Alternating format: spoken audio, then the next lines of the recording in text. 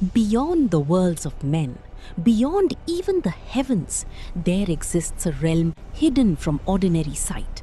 A realm where mantra becomes form, where thought becomes light, and where consciousness itself shapes reality.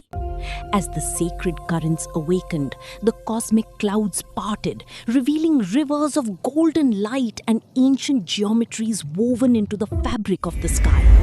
Through those luminous veins appeared Manidvipa, Shripura, the radiant city of divine consciousness, unfolding like a living Shri Chakra, circle within circle, layer within layer, glowing with metals, gems, and secret order beyond imagination.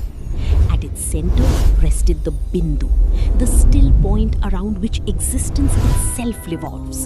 And within that eternal center sat Sri Lalita Tripura Sundari, not as a queen of kingdoms, but as the sovereign presence around whom all cosmic forces naturally aligned.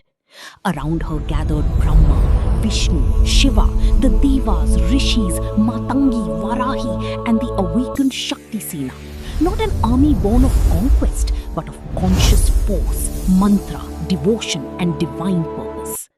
As the sacred order of the cosmos reorganized itself around her presence, far away in the dark city of Shunyaka, Bhandasura felt a tremor he could not understand. The air shifted, the ground beneath him trembled, and across the heavens spread a strange rosy brilliance, the first sign that the age of imbalance was nearing its end. For ages, he had ruled through fear, arrogance, and illusion. But now, something in the universe itself had begun to change.